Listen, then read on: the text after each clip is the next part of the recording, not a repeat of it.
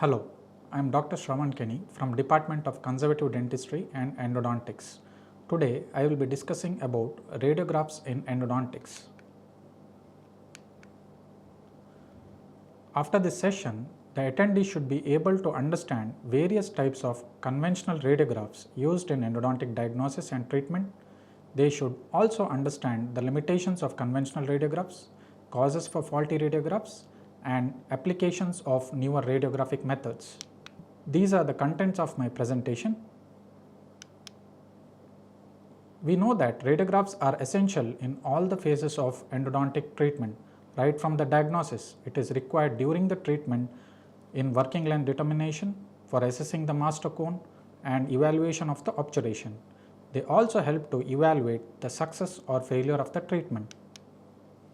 Coming to the history, in 1895, Dr. Wilhelm Conrad Roentgen was the first to introduce the X-rays. Dr. Otto Volkhoff took the first radiograph in his own mouth. By 1901, Price checked the adequacy of root canal filling.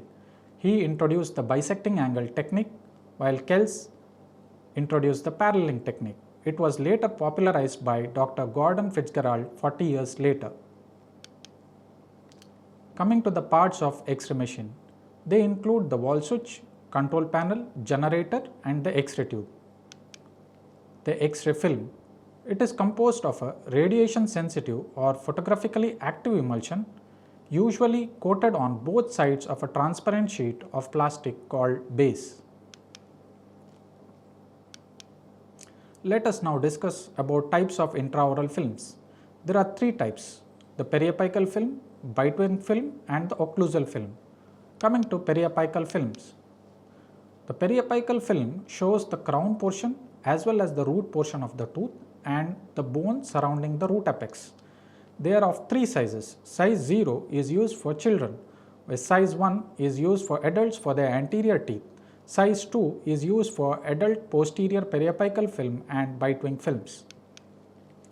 The bite-wing films. In the bite-wing films, we can see both the crown portions of maxillary and mandibular tooth. We can also see the interdental bone. Hence, it is used for detection of interproximal caries. We can also detect secondary caries under restorations in a bite-wing film. We can evaluate the periodontal conditions. It further helps in assessing alveolar bone crest and changes in bone height by comparing it with adjacent tooth. Occlusal films. The objective of occlusal film is to show larger segment of maxillary and mandibular arches, parts, and the floor of the mouth. Occlusal films are preferred when periradicular lesions are so extensive that they cannot be demonstrated in their entirety on one periradicular film. There is involvement of sinus, roof, or floor of the mouth. Further, when there is trauma or inflammation, it prohibits the normal jaw opening. In these cases also, occlusal films are preferred. Film processing. There are two types. One is the manual type and then is the automatic type.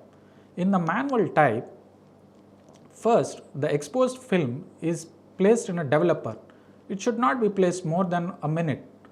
After the placement of the developer, we shift it to a running water and rinse it. This is followed by placement of film in the fixing solution. Then from the fixer, we again wash the film, dry it and mount it for viewing. This is the image of automatic X-ray developing unit. It consists of roller assembly that transports the film between the rollers through developing, fixing, washing and drying stations. Basically, there are two types of techniques for exposing teeth in IOPA. One is the bisecting angle technique and second one is a paralleling technique. Let us discuss bisecting angle technique. In bisecting angle technique, the X-ray beam is directed perpendicular to an imaginary plane which bisects the angle formed by recording plane of X-ray film and the long axis of the tooth. Some of the advantages with bisecting angle technique are: when you compare it with the paralleling technique, we need placement of film holders in a paralleling technique, but in a bisecting angle technique, we do not use them. Further, This is more quick and comfortable to the patient, especially when rubber dam is in its place. Coming to the disadvantages. The bisecting angle technique, one of the major problem is image distortion, and the second one is incidence of cone cut. There is also superimposition of anatomical structures. For example, the root apex of maxillary second molars often get superimposed with the zygomatic malar process. Paralleling technique. In this technique, the X-ray film is placed parallel to the long axis of the tooth to be exposed, and the X-ray beam is directed perpendicular to the film. Some of the advantages of paralleling technique are better accuracy, reduced dose of radiation, reproducibility, better image of bone margins, interproximal regions and maxillary molar region. It has also been shown to be superior to bisecting angle technique, especially in reproduction of apical anatomy of the tooth. Film holders. Film holders are basically required for paralleling technique. Because of their use, there is decrease in the distortion of X-rays caused by disorientation of film, tooth or X-ray beam. Coming to the advantages of radiographs in endodontics. Radiographs are required from the diagnostic point of view, treatment and also to assess the outcome.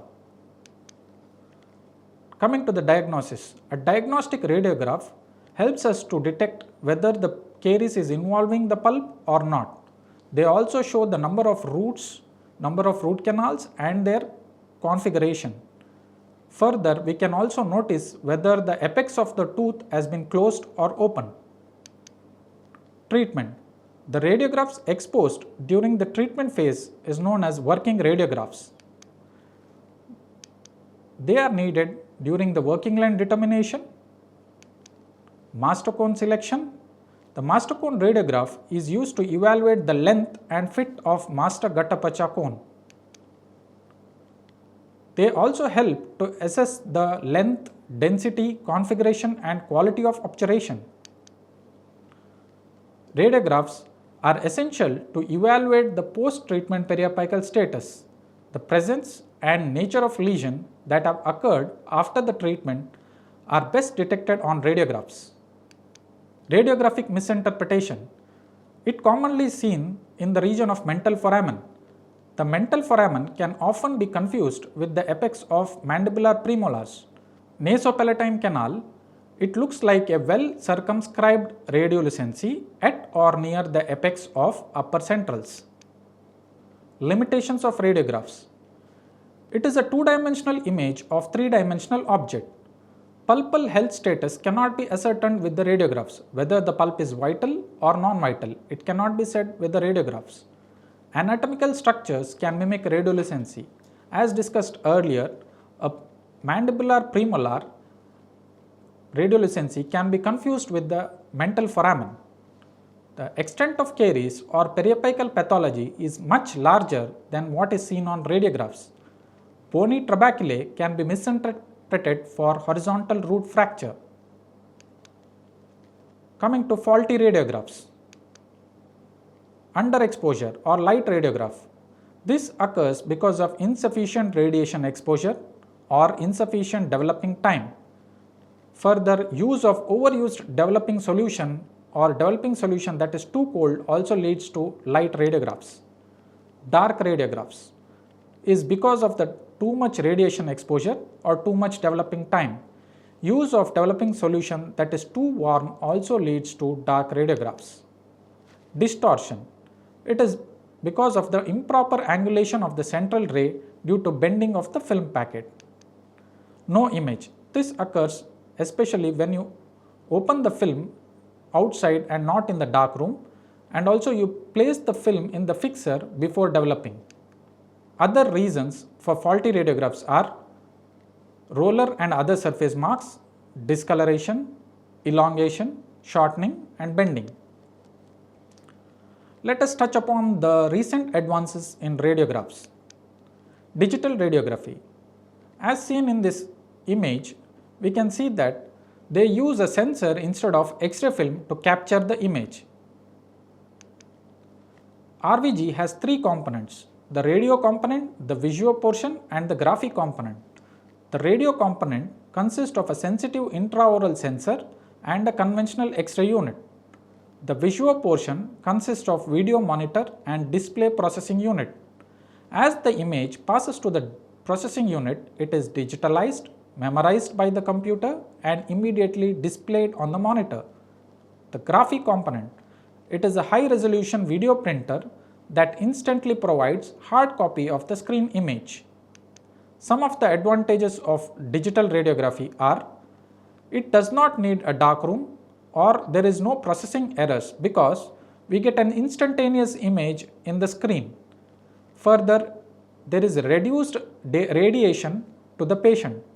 Since there is a printer involved, we can also transmit the images for consultations. Coming to cone beam volumetric tomography. It provides three-dimensional images of the tooth and surrounding structures, offering a more accurate view of the anatomy and helping to identify complex cases.